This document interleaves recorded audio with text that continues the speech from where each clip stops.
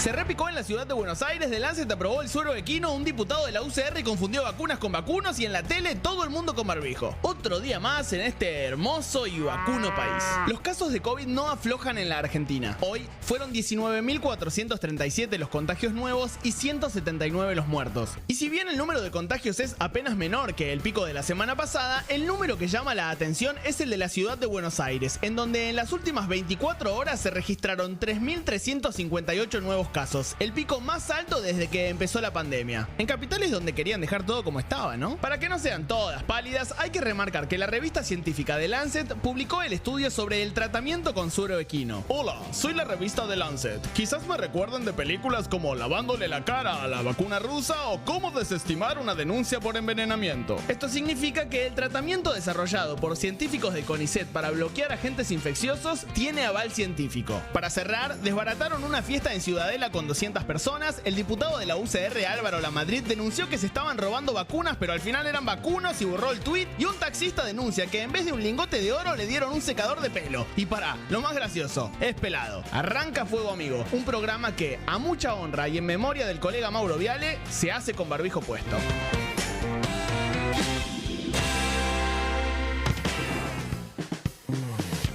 Hola, ¿qué tal? Muy buenas noches. Bueno, ahí lo decía el informe, ¿no? Nosotros veníamos usando el barbijo, nos anticipamos un poquito a la decisión del canal, pero es cierto que a la hora de hablar, delante de cámara, nos sacamos el barbijo y efectivamente nos poníamos a hablar. Pero las nuevas disposiciones creo que lo creíamos conveniente. Ayer salimos del programa y dijimos, usemos el barbijo todo el programa, ¿no, Cata? Sí, todo el programa, así lo hace todo el canal. Las pueden ver a Eli y a Analía, buenas noches, que están con el barbijo. Por supuesto, también está de invitado Nicolás Trota acá en el piso, que en instantes vamos a estar charlando con él. Somos la cantidad mínima que tiene que estar en un estudio, ¿no, Diego? Con distanciamiento, estamos a más de 2 metros. Lo estábamos desde antes, pero un poquito más, que es lo que nos están pidiendo, un poquito más nos tenemos que cuidar. Sí, revolucionamos un poquito el estudio, pedimos que apaguen el aire. Bueno, nada, las medidas de rigor que hay que tomar para tratar de acompañar estos tiempos de mucha preocupación, porque tenemos números realmente altos, y récord en la capital federal, más de 3.000 contagios, el último informe, las últimas 24 horas, y esto habla de una situación de extrema gravedad. Sí, ahí estamos viendo las placas. A ver, el reporte de hoy son 19.437 casos y 179 muertes, y como decías vos, Diego, recién, 3.000 en la capital, más de 3.000 en la capital, que es un montón, son un montón, porque lo decía hoy una infectóloga más temprano que la escuchaba, que decía, detrás de nos estamos como naturalizando los números, pero detrás de esos números hay personas que queremos. Y entre esas personas, por supuesto, estaba Mauro Viale, de quien también estaremos hablando hoy, por supuesto, porque seguimos todos atravesados por la tristeza. Pero lo que queremos decir es que no son números, son personas, son argentinos y argentinas, y el virus no distingue partido político, no distingue clase social, ni trabajo, ni ideología. Y esto lo saben, por supuesto, las autoridades, que hoy mantuvieron muchísimas reuniones con especialistas, entre funcionarios de distintos distritos, para tomar una resolución a partir de estos números que, como bien decía Cata, son personas. Y hay en puerta, ya redactado, un nuevo decreto con mayores restricciones, pensando en un cierre total que hay que ver cuándo se activa. Solo falta la firma del presidente de la Nación. Sí, a ver, lo que están pensando es en un cierre total, intermitente, focalizado. Y básicamente, ¿de qué depende de eso? De cómo venga la curva la semana que viene. Si la curva sigue subiendo de forma escandalosa, como lo está haciendo ahora, recién estamos mostrando los números son muy elevados en estos últimos días. Y bueno, lo que están pensando es, hay que cerrar, hay que tener más restricciones. En instantes nomás vamos a hablar con Nicolás Trota, que nos va a contar qué pasa puntualmente con las clases. También Analía Argento va a vender sus temas, sí, ¿no? Que va a contar desde adentro qué pasó adentro de esa reunión, sí, ¿no? Simplemente vamos a ver 2 o 3 líneas, Analía lo va a profundizar. Hay un escenario distinto al año pasado. Mayores contagios, bajaron la edad de los contagios y aparecen en escena nuevas cepas. Este es el escenario que se está planteando, con números realmente impactantes, que en las últimas horas rompieron el récord de contagio de lo que fue este año y pico de pandemia. ¿Sabés lo que decían, Diego, hoy los infectólogos? Decían, no es la misma pandemia que el año pasado, no, claro, es una pandemia nueva, porque están las nuevas cepas circulando. Claro que no, efectivamente tenemos una nueva pandemia en puerta. y hay mucha preocupación, sobre todo si va a haber colapso del sistema sanitario, si van a alcanzar las camas. Lo que están viendo ahora en vivo es la puerta del sanatorio Güemes, con gente agolpada que va a hacerse los test de rigor. Mucha preocupación, muchos contagios, y esta es la escena que vemos habitualmente por estas horas en los sanatorios y hospitales. Sí, ¿no? Después vamos a hablar también con Luis Cámara, que estuvo en esta reunión de expertos con el gobierno asesorando de qué hacer y de qué está pasando, porque como veíamos recién en esa imagen, cada vez son más los contagiados, cada vez más gente con síntomas. Bueno, decíamos, ¿no? Reuniones de las autoridades nacionales, mucha, pero mucha preocupación, y de eso nos va a contar Analía Argento.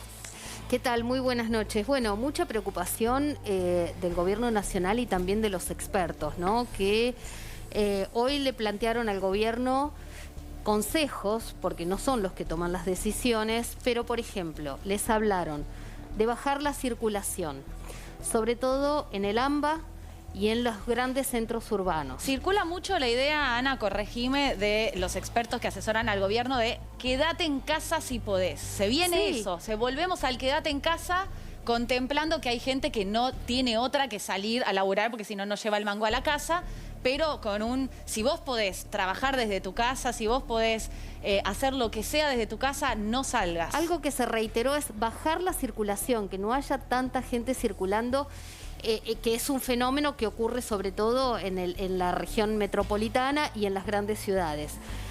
Pero también mucha preocupación, y esto es algo que se viene viendo ya desde hace un tiempo, respecto al comportamiento social, a las reuniones. Algo que le pidieron al gobierno nacional o que le propusieron es: hay que cortar las reuniones sociales. No puede haber reuniones sociales. Están prohibidas, además. Ya en el decreto que está vigente no se puede reunir, en tu casa no puedes recibir a nadie. Bueno, están desalentando también salir a comer con amigos, ¿no? Están desalentando, sí, porque por ahora reunirse. Ir a un bar hasta las 23 se puede. Se puede, pero no está aconsejado, ¿no? 10 personas en una plaza se puede.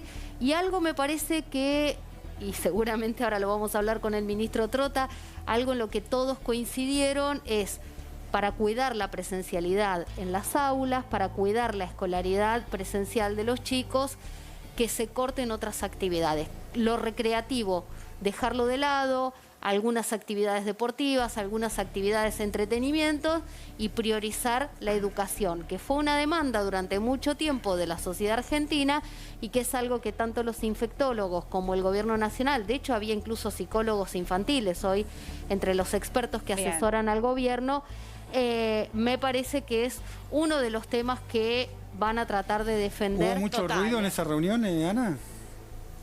Mucho ruido de discusión, sí, de posturas encontradas, ¿no? Me parece que en general, por lo menos lo que estuve hablando yo, era mucha gente, así que puede haber habido diferencias. Hay como un pacto también de no contar mucho, pero los especialistas en general coinciden, digo, con cuáles son las edades de contagio, que ya no son los adultos mayores, que son los chicos, que son los adolescentes, que son los que salen.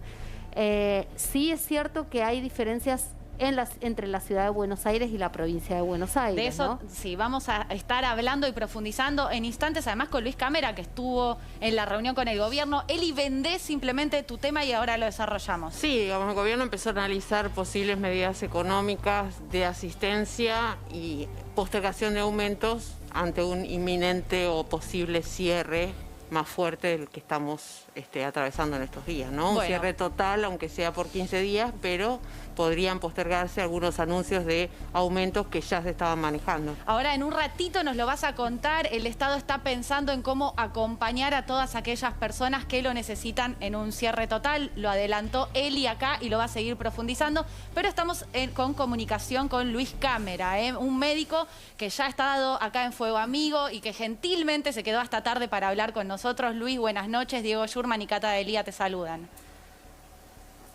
¿Cómo les va? Buenas noches, ¿qué dicen?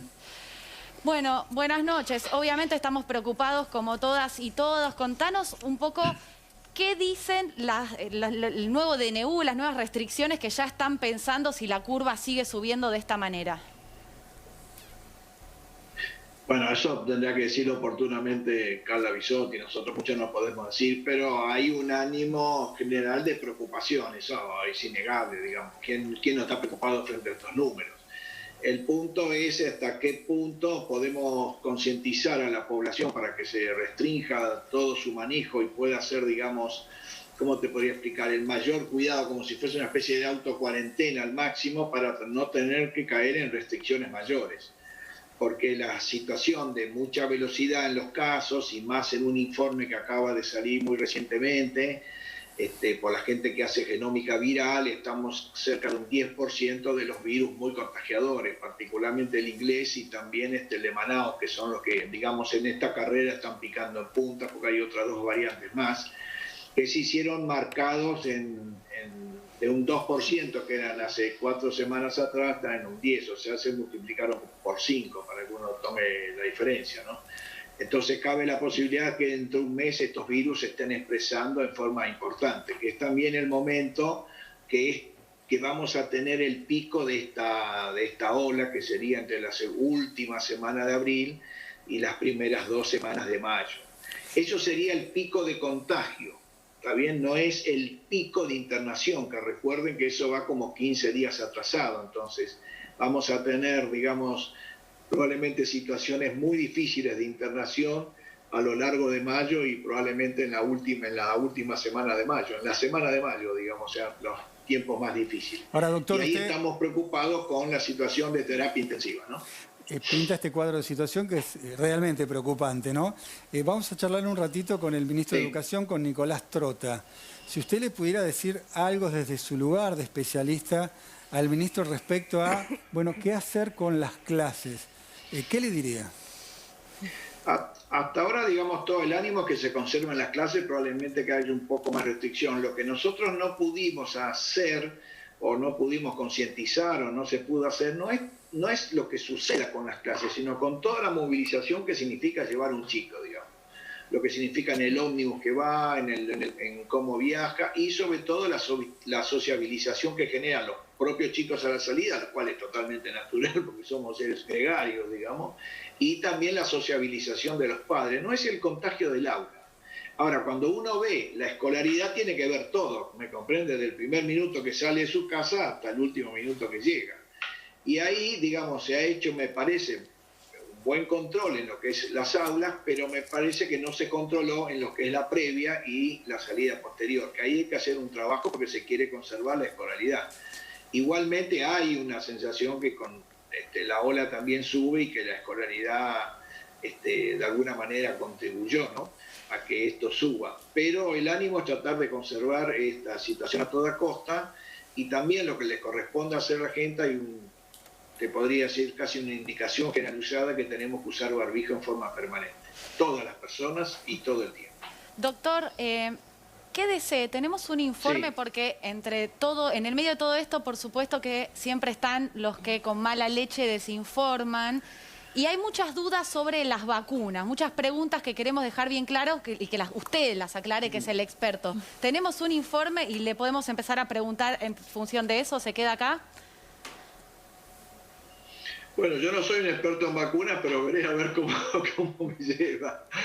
Está bien. Bien, bueno, vemos el informe y ahí arrancamos con la ronda.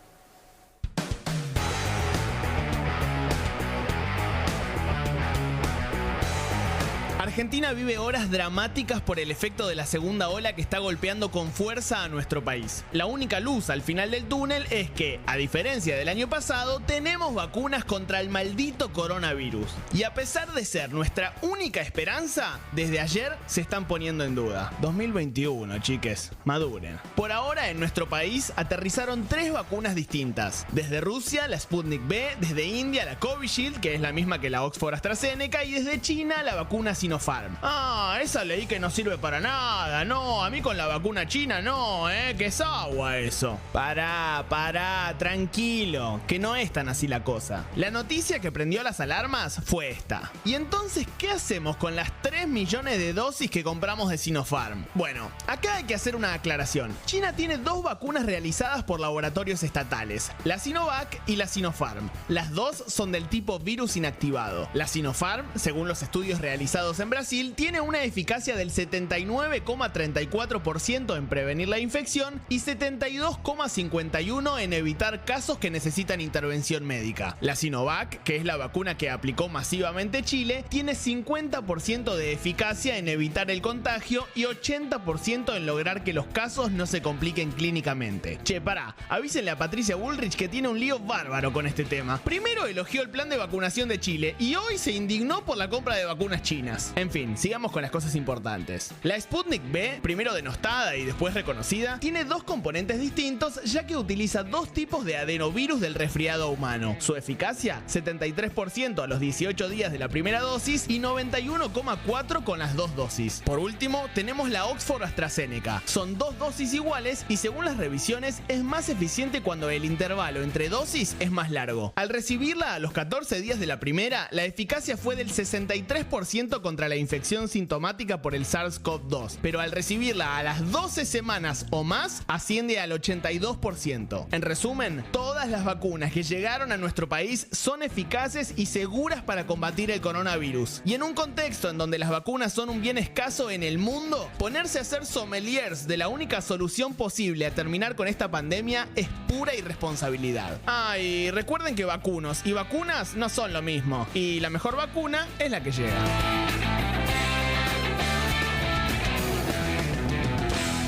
Bien, Cámara, le queremos preguntar, ¿no? A propósito, si esto fue materia de conversación en la reunión que mantuvieron hoy, ¿no? Hubo mucha polémica instalada por los propios medios y algunos dirigentes respecto a la efectividad de la vacuna. Por supuesto, esto a partir de una declaración que viene de la propia China, ¿no? Pero que me parece que fue mal interpretada. Sí, lo que básicamente se discutió es comunicar bien, no es que nosotros tenemos dudas, digamos. No cabe duda que la vacuna Sinovac es un poco menos eficiente y sobre todo la primera dosis. Salió un estudio reciente de Sinovac es la que se está aplicando en Chile, ¿correcto?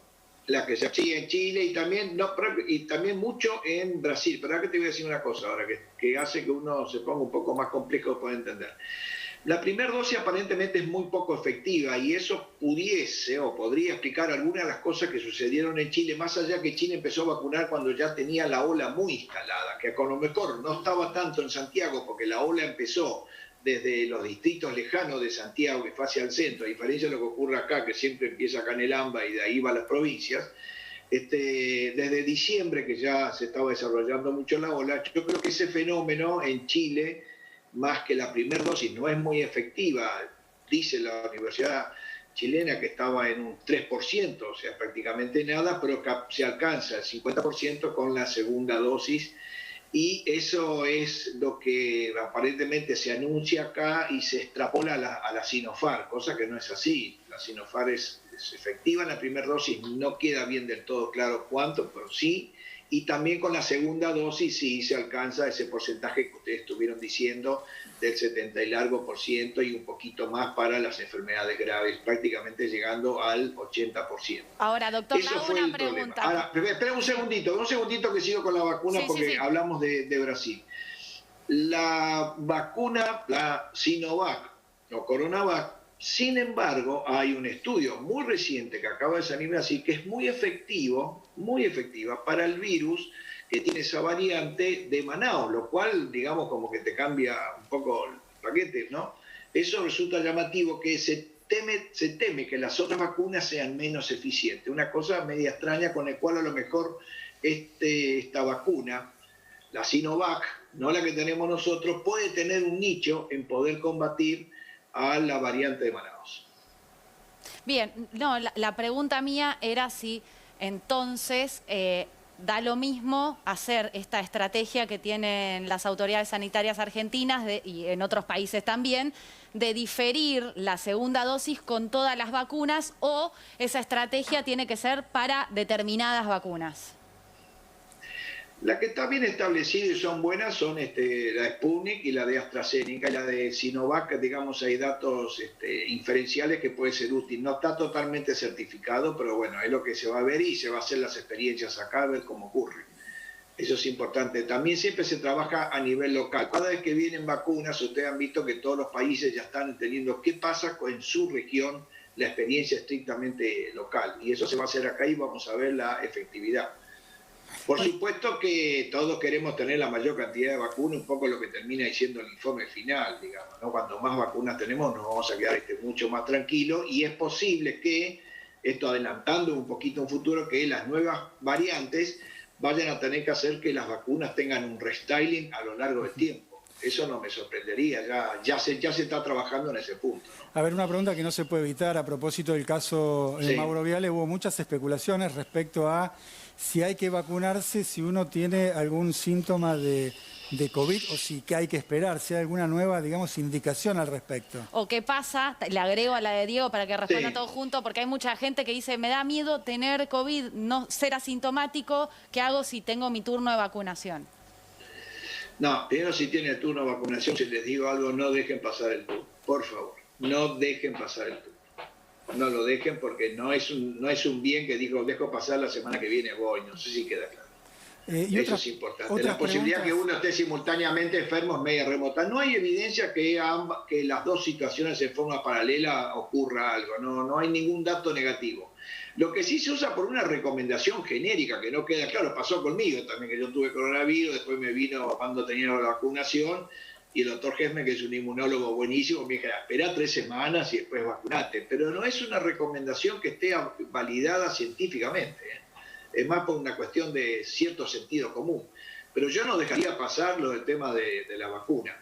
Lo que pasó con Mauro me parece que es otra cosa. Me parece que tuvo, por un informe más, no tengo la historia clínica, un fallecimiento de causa cardiovascular. No me parece que fuese un fallecimiento que tenga que ver ni con la vacuna ni con el coronavirus. Pero esto es un dato, queda claro, no tengo la historia clínica, no sé bien, simplemente informe periodístico que dicen que tuvo un infarto, ¿no? Bien, doctor, gracias por estar con nosotros en esta noche de Fuego Amigo.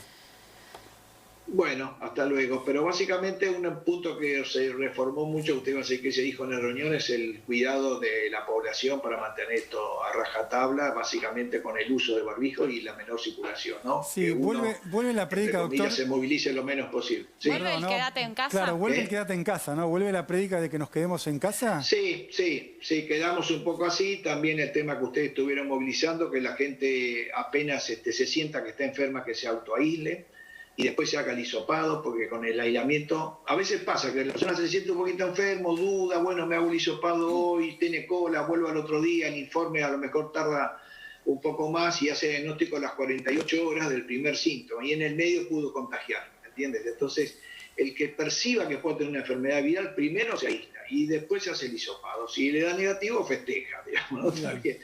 Y si le da positivo, por lo menos ya a sus convivientes los pudo proteger. Porque acá hay 2 contagios. Yo puedo cometer un error y me contagio, pero además sería bueno que no me transforme en un contagiador, ¿queda claro? Y eso, el contagiador, digamos, incide mucho en la casa, porque una vez aislado ya no incide tanto con sus familiares, con sus amigos ni su lugar de trabajo, pero sí puede contagiar a todos los componentes de la casa. Claro. Entonces es muy importante que ahí se cuide, que use el barbijo, frenar lo que se llama el ataque secundario, que un infectado contagia a 2 dentro de la casa. Esos son los datos nuestros. Si solamente quedase en esa persona, ya el virus dejó de progresar. Eso sería un gran logro. Y esto se hace simplemente con barbijo dentro de la casa cada vez que contactan entre ellos. Porque el aislamiento aéreo en un hogar promedio nuestro, 70, 80, 90 metros cuadrados, no es tan fácil, ¿eh?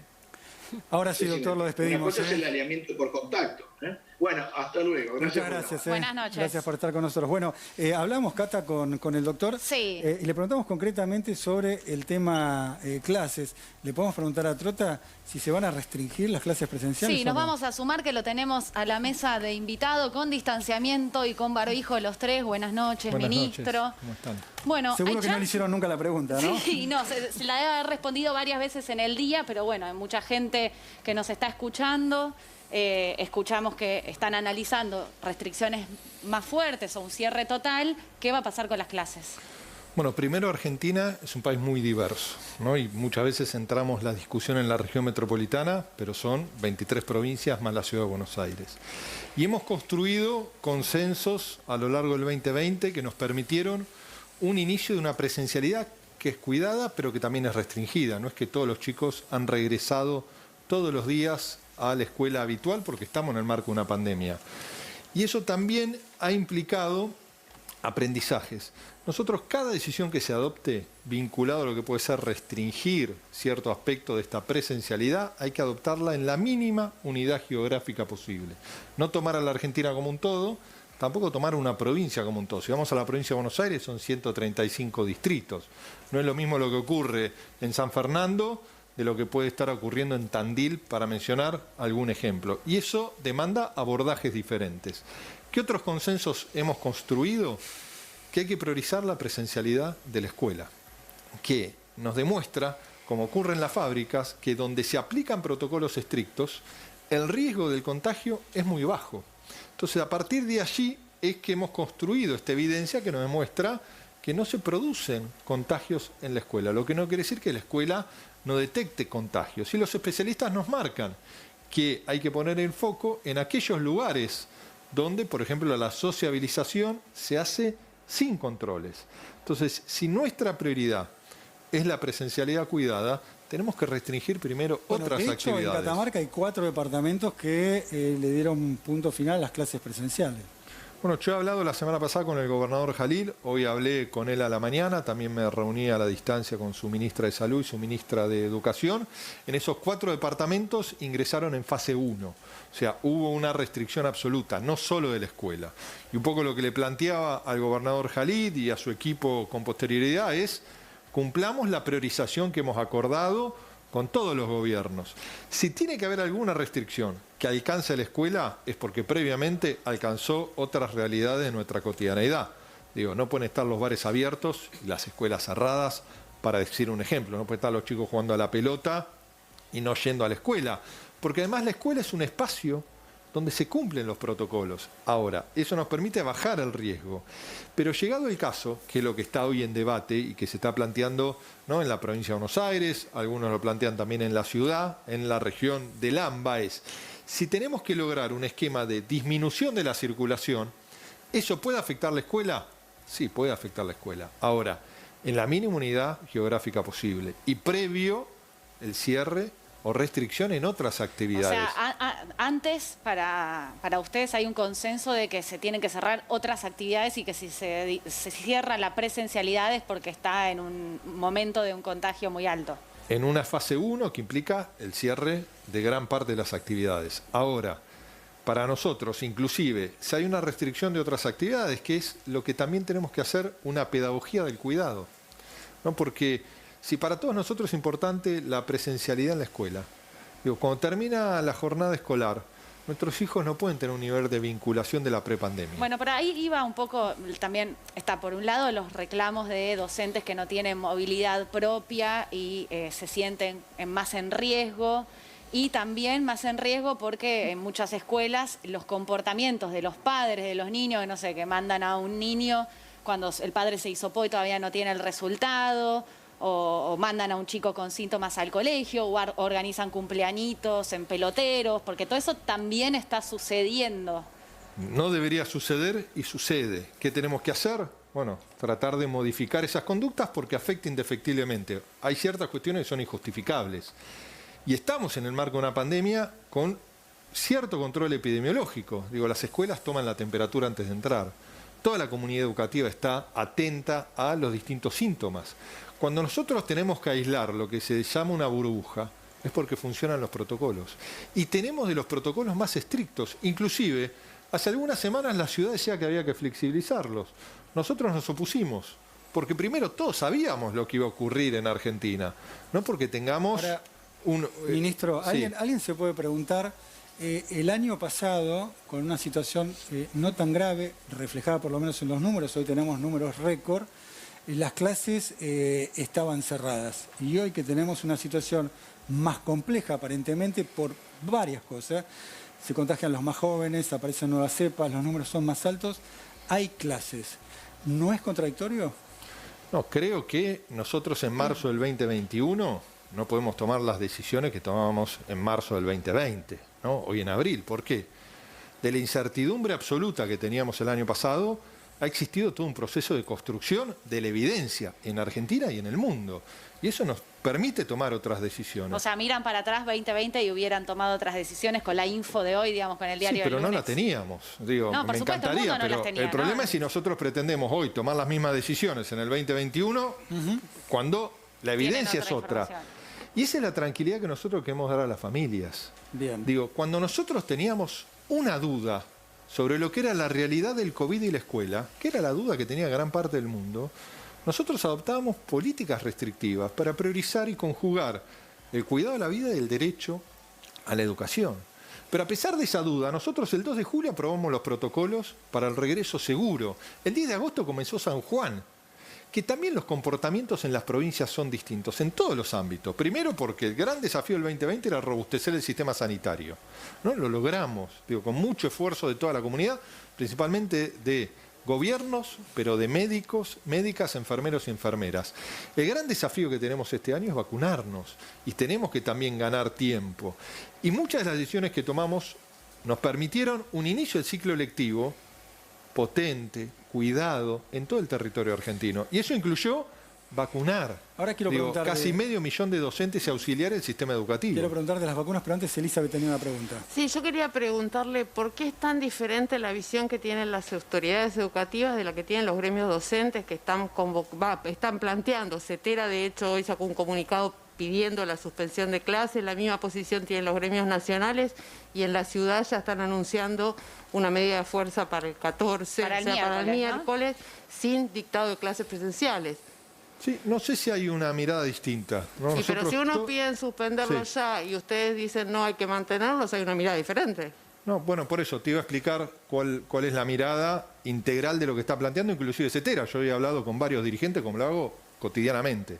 Nosotros tuvimos un regreso, un inicio de ciclo lectivo en el marco de la complejidad de la pandemia muy importante. Y eso se logró gracias, entre otros aspectos, al diálogo con las organizaciones sindicales, ¿no? Yo el día miércoles tuve una reunión con todos los ministros en el Consejo Federal y van a participar los 5 sindicatos nacionales. Hoy hablé con 3 de los 5 sindicatos. ¿Qué planteó CETERA? Primero, planteó CETERA en su comunicado lo mismo que estoy planteando yo. Prioricemos la escuela. Esto implica, cuando uno establece prioridades, es porque algo es más importante que otra cosa. Y si la escuela es lo más importante, no podemos tener los shoppings abarrotados de personas, porque ahí hay una contradicción, ¿no? Nosotros, si en la Ciudad de Buenos Aires el gobierno dice la escuela es lo más importante, que nos explique por qué no ejerce la fiscalización y clausura aquellos lugares donde no se cumplan las medidas para intentar contener el contagio, porque hay responsabilidad social, pero también hay responsabilidad en la fiscalización. ¿Qué planteó CETERA, como lo han planteado otros sindicatos? La necesidad en aquellos lugares donde hubo aumento fuerte en las últimas 2 semanas de suspender la presencialidad, que no es en toda la Argentina, es en algunas regiones, principalmente de la región metropolitana. ¿Qué planteamos nosotros? Y creo que debe ser la responsabilidad de lo que yo le he planteado a cada ministro y ministra de las provincias, para que esa sea la voz de cara a sus propios gobiernos, que la restricción no puede comenzar por la escuela, porque además es un espacio cuidado, que nosotros no podemos penalizar a la escuela cuando los especialistas nos marcan que los contagios se están dando en otros ámbitos. Ahora, si hay que reducir la circulación, tampoco eso implica en un distrito en particular que tenemos que cerrar la escuela. Lo que podemos hacer es disminuir la intensidad de la presencialidad, que ya es restringida. Sistema mixto. No, hoy es un sistema mixto, Claro, sí. pero en vez de... Pero digamos, con más gente fuera de la escuela. Con más gente, más, yo no diría más Zoom porque el Zoom es la excepción a la regla, no es la manera de continuidad educativa en Argentina. Pero nosotros, para decir un ejemplo sencillo, si los chicos están siendo 5 días en aquellos lugares, porque van una semana sí, una semana no, restringir más días. Eso nos puede permitir restringir la circulación, que es lo que están planteando. Ahora, para restringir la presencialidad en la escuela hay que poner prioridades y eso implica que hay que restringir otras cosas antes. Ahora, porque además, sí. porque además el problema que tenemos, y ahí está la responsabilidad de la familia, la responsabilidad que tenemos cada uno de nosotros, es que si los chicos no van a la escuela, no quiere decir que no estén en otros ámbitos. Entonces, para priorizar la presencialidad, cuidémosla y seamos muy estrictos en un contexto de un 2020 que fue muy difícil, con nuestros hijos adolescentes, con nuestros hijos más pequeños, para disminuir al máximo cualquier sociabilización. No, mi pregunta es, está clarísima su mirada, si esta mirada es compartida desde el gobierno de la provincia y con otros ministros del Gabinete Nacional. Sí, y con la provincia de Buenos Aires, hoy lo he hablado con la ministra de la provincia, con Agustina Vila, en varias oportunidades durante el día. Yo conversé con varios dirigentes sindicales, inicié mi jornada de trabajo con la ministra Bisotti a las 8 de la mañana en el Ministerio de Salud. Repasamos cada una de estas decisiones, todos compartimos la importancia de la presencialidad cuidada y comparamos las experiencias. Y cada decisión que tomamos se basa en la evidencia. Por supuesto, ¿tenemos miedo como sociedad? Sí, y no está mal tener miedo. Quizás el miedo nos ayuda a reflexionar sobre todo el cuidado que tenemos que ejercer, no relajarnos. Ahora, cada decisión es una decisión informada. Acá la presencialidad restringida, cuidada que tenemos, no es una cuestión de deseo, es una cuestión de qué necesita nuestra sociedad haciendo conjugar el cuidado de la salud y el derecho a la educación, y es lo que tenemos que transitar. Le quería preguntar sobre la vacunación, ¿no? ¿Qué porcentaje de los docentes está vacunado? Nosotros tenemos 1/3 de los docentes y auxiliares de la educación obligatoria vacunados, casi 500.000. Hay provincias como Santa Fe que ya han vacunado más del 82-83% de los maestros y maestras. Pero quiero ser claro en algo, la vacunación es muy importante y fue una decisión de nuestro presidente, de nuestro gobierno, que se adoptó en el mes de noviembre y nos permitió dar ese paso tan importante con la vacuna de Sinopharm, que en ese momento no se podía utilizar para mayores de 59 años, y priorizamos los docentes. Ahora, lo que nos permite el regreso seguro, lo que transforma la escuela en un espacio de bajo nivel de contagio, son los protocolos, ¿no? Porque la vacuna no es que impide la circulación, porque puede haber contagiados. Ahora, sí, los protocolos estrictos, los cuidados fuera de la escuela, mejorar todo lo que puede ser la circulación es lo que nos va a permitir sostener esta presencialidad restringida. ¿Y eso está sucediendo en las escuelas? Bueno, en las escuelas, primero son 63.000 establecimientos educativos en toda la Argentina, es un relevamiento diario con diferencias que puede haber en cada una de las jurisdicciones, con problemáticas que van surgiendo. Nosotros tenemos varias reuniones semanales con los ministros, con los distintos observatorios, y yo como ministro quiero decirles que en quienes más confío es en nuestros directores y directoras y en nuestros maestros y maestras. Y aquí tenemos, en el cumplimiento de los protocolos, responsabilidades como comunidad cruzados. Nuestros directores y directoras, los maestros, los auxiliares y las familias. Y si hay en algún espacio un protocolo que no se cumple, porque me llegan mensajes, si hay en una escuela de gestión privada, me preguntaban hoy, que obligan a ir a un docente a trabajar con un síntoma, se está violentando la norma, se está violentando el protocolo, se está poniendo en riesgo la salud. Entonces, frente a esas situaciones, yo le pido a quienes están sufriendo esas situaciones que lo denuncien ante el Ministerio de su jurisdicción o ante el Ministerio de Educación Nacional, y vamos a tomar cartas en el asunto, porque cuidarnos nos debe comprometer a todos y todas. Bien, última pregunta de Analía. Sí, hoy me llamaron la atención las declaraciones de su antecesor, Alejandro Finocchiaro. Primero criticó mucho la educación en la provincia de Buenos Aires porque dice que no volvieron, no hay una apertura completa. Pero dijo que la continuidad de las clases debe administrarse en función de la evolución de la pandemia. Es probable que los indicadores sanitarios indiquen la conveniencia de la suspensión. ¿Lo están apurando para que se suspendan las clases al gobierno nacional? Yo le propongo a Bullrich y Finocchiaro, que fueron ministros en la gestión de Macri, que antes de discutir cualquier aspecto, le expliquen a la sociedad por qué en la gestión de Macri cayó 33% de la inversión educativa.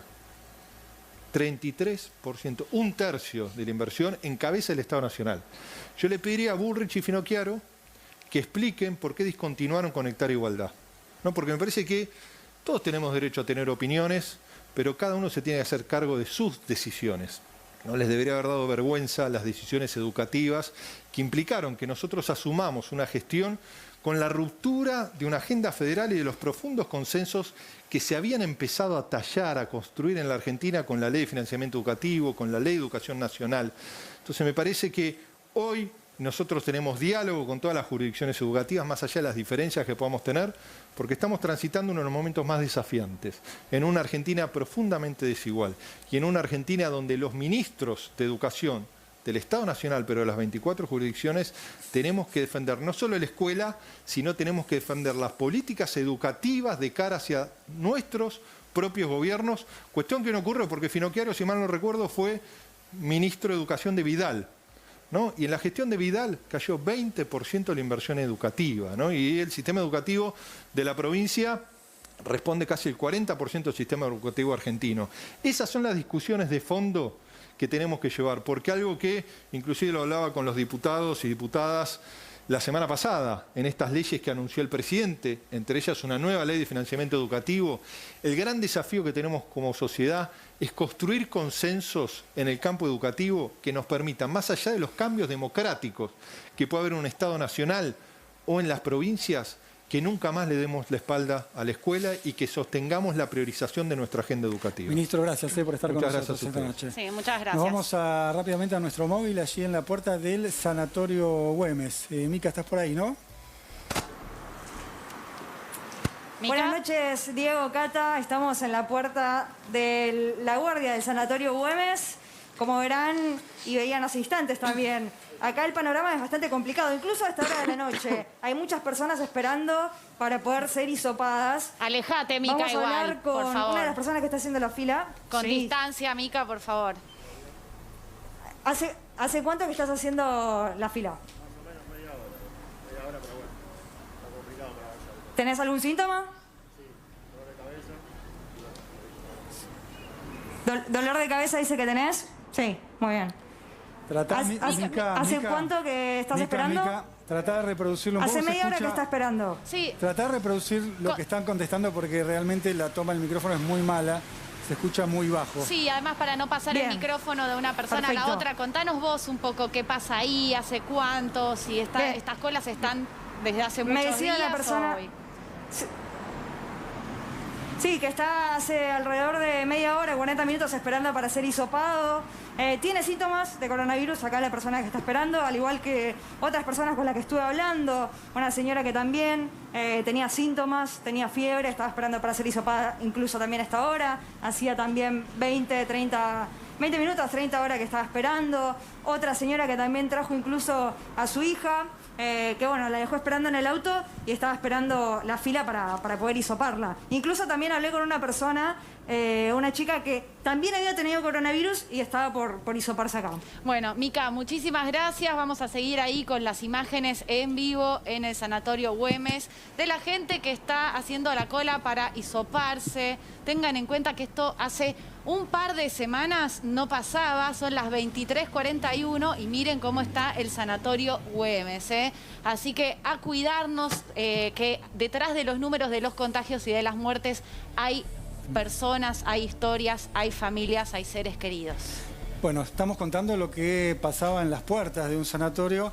Vamos a contar lo que sucede dentro, sobre todo en terapia intensiva, y para eso nos conectamos con Rosa Reina, que es la titular de la Sociedad Argentina de Terapia Intensiva.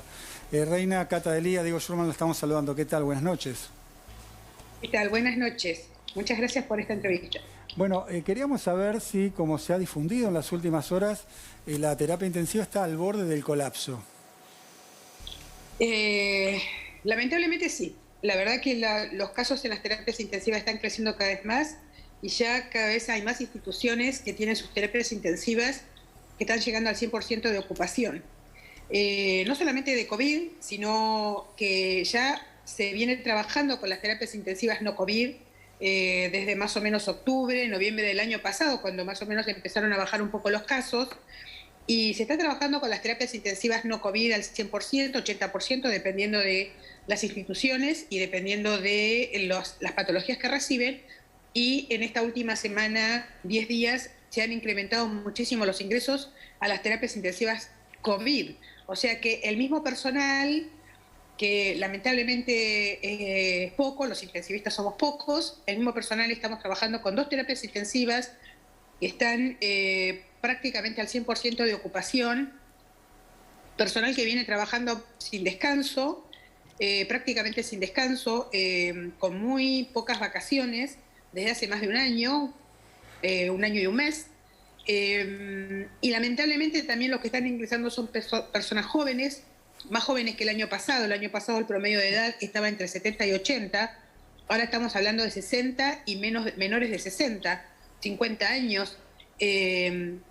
Y la verdad que más graves, porque el 70% aproximadamente de esta población más joven que está ingresando a las terapias intensivas requieren de un respirador. Rosa. Así que la situación es muy crítica, Mientras muy crítica. vos estás hablando, estamos viendo imágenes del Sanatorio Güemes de 23:44 ya y colas de gente joven justamente, en su mayoría yéndose a hisopar. Ahora nos vas a seguir contando sobre el panorama en las terapias intensivas, pero yo te quiero preguntar a vos como persona, como individuo, ¿qué te pasa? Porque me imagino que después de 1 año y medio de pandemia, porque lo he escuchado de varios profesionales, trabajadoras y trabajadores de la salud, hay también un agotamiento, una angustia de, bueno, esto no se termina, la gente no se cuida, las cepas nuevas. ¿Qué te pasa a vos? Porque además la terapia intensiva es un lugar donde ves a la gente morirse, básicamente. Exactamente eso, o sea, la verdad que hay mucha angustia, mucho dolor, mucho estrés y mucha angustia porque la verdad que vemos que se va resintiendo un poco la atención, ¿no? Somos menos agotados, cansados, tenemos que ver más pacientes y a veces se hace muy difícil eso. Y ahora con pacientes jóvenes la situación realmente es muy grave, es muy crítica y el estrés es muchísimo. Uno no se termina de recuperar. La verdad que en los pacientes de terapia intensiva uno siempre tiene mucho acercamiento con los pacientes y con la familia, porque son situaciones muy límites que viven los pacientes y sus familias, así que siempre tenemos una relación muy estrecha con ellos. Y en esta situación que, digamos, un poco se pierde lamentablemente ese contacto, ¿no? Por la situación de aislamiento, porque las familias no pueden venir a los hospitales a ver a sus familiares que están internados, por la forma en que nos tenemos que vestir, que en cierta manera perdemos un poco esa posibilidad de comunicación. La verdad que son situaciones muy críticas y muy estresantes que sí, son una carga emocional muy grande y bueno, en algún momento eso también lo tendremos que trabajar, ¿no? El personal de la salud. Rosa, la situación de hoy es peor que la del 2020. Y agrego otra preguntita, porque creo haberte escuchado que además de todo esto que estás contando, de la angustia, del estrés, han sufrido episodios de violencia. Los episodios de violencia fueron el año pasado al principio. La verdad que después no tuvimos episodios de violencia, pudo haber habido alguno, como a veces suele suceder, como ha sucedido inclusive antes de la pandemia, pero la verdad que no hemos tenido muchos episodios de violencia, o sea, no hemos tenido episodios de violencia en los últimos, podríamos decir, 6, 8 meses, eso fue un poco al principio. Bien. Por el contrario, la verdad que en esta situación de que los pacientes están un poco solos, la familia tiene que quedarse aislada porque ha sido contacto estrecho, porque no pueden venir a verlos, y estamos implementando medidas para que puedan tener la cercanía de la familia a través de videollamadas, con las tablets, llamándolos por teléfono, estando mucho más en contacto como para poder sostenerlo, porque en terapia intensiva no se trabaja solamente con el paciente, se trabaja con el entorno del paciente, con la familia. Me imagino lo duro. Es muy grande. Lo duro que debe ser. Al contrario, nos ha acercado mucho a la familia, mucho. La verdad que no tenemos esa, por suerte, no tenemos, digamos, litigio con las familias, no, por suerte no. Bueno, Rosa, se nos acaba el tiempo, te vamos a volver a llamar, pero cerrá la nota con el mensaje que vos quieras dar a todos los que nos están escuchando. El mensaje es que en estos momentos tenemos que seguir cuidándonos, tenemos que seguir con los protocolos, el distanciamiento, el uso adecuado del tapaboca-nariz, el lavado de manos, porque lamentablemente la vacunación viene lenta, ya todos lo sabemos, no es una novedad,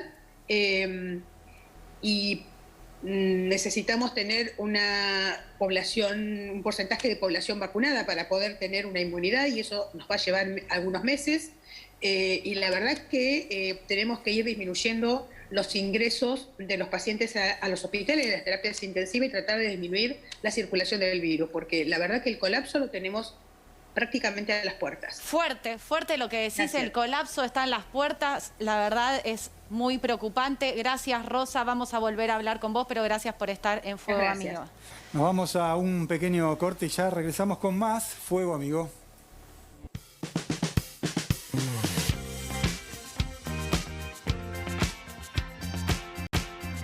Últimos minutos de Fuego Amigo, pero atentos con esta información, porque Eli tiene información exclusiva sobre las medidas económicas que se vienen.